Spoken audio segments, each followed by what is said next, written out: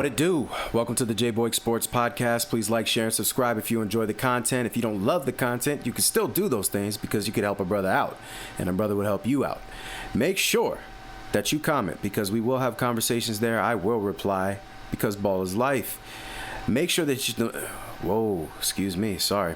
Make sure that you hit the notification bell so you don't miss any of our glorious content. And hang on towards the end of this video for some other excellent suggested content that we know you love. The Dallas Mavericks look new. They look a little different. A little bit. Here's the thing. First of all, I just want to go through and take a look at this new look Mavericks team. Now, Spencer Dinwiddie, I do not believe is going to be with the team, so let's just take him off of this graphic. We're not going to focus on him.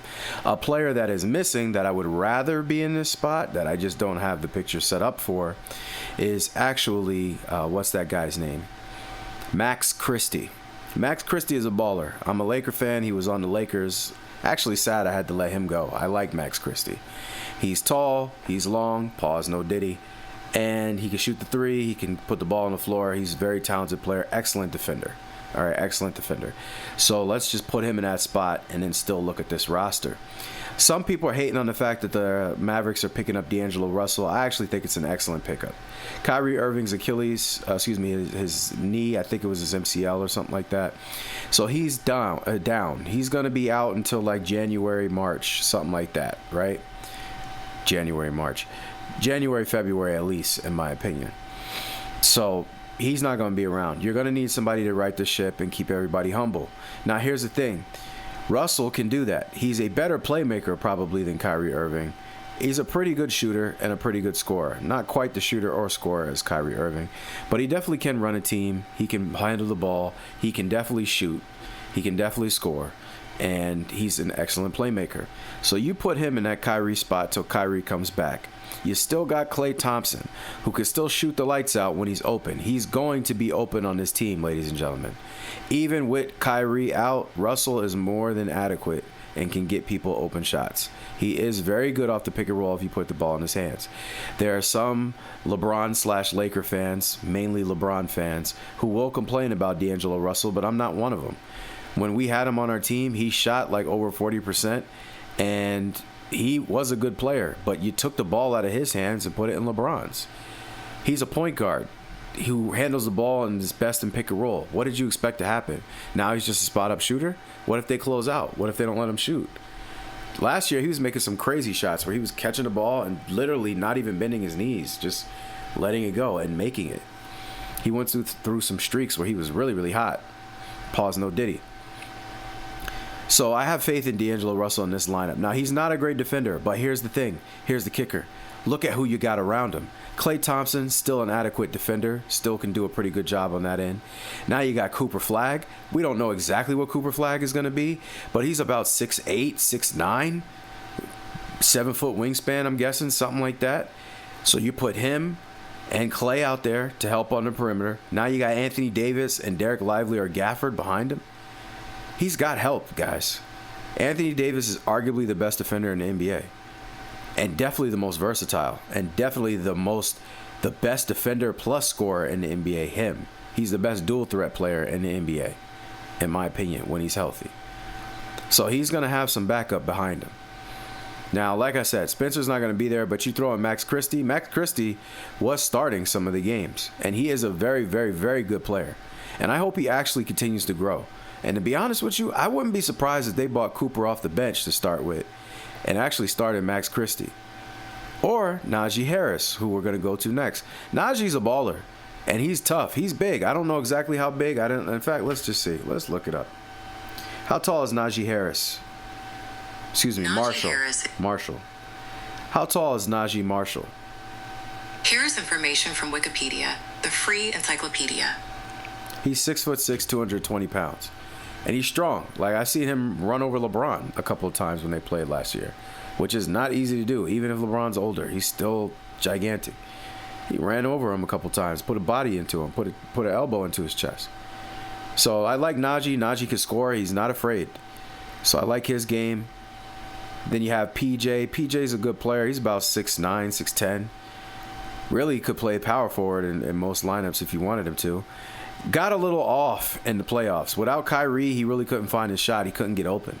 So he's limited there, and we'll see what he comes back with this year. But when the offense is flowing and he's getting easy, good looks, I mean, he's tough, and he's a really good defender as well. I don't have to tell you about Anthony Davis. You already know about Anthony Davis. A healthy, motivated Anthony Davis is going to do what he has to do. So, and then you got Gafford and Lively, two of the best lob threats in the NBA, also very good defenders, also extremely good rebounders. You mix that with Anthony Davis. If I'm Anthony Davis this offseason, I practice a lot on my three ball because it seems like he wants to shoot that shot on the Mavericks. If you're going to shoot it, you got to be able to make it. And if he's making it, there's really not a lot you could do to guard him. So if I'm him, I'm putting a lot of shots in there, also taking care of your body because he gets injured a lot. This team is primed to give the Thunder fits. I really believe that. They got the size. That's the real difference. Chet Holmgren does not have enough sandwiches in his back pocket. He's going to have a problem with this team. You have Hartenstein. Hartenstein may be able to rumble too. And I like Jalen Williams when they need him. But this is a big, tall team. They're going to give, because they got like 4 guys that can guard Chet Holmgren on this team. And again, you change Spencer Dinwiddie with Max Christie.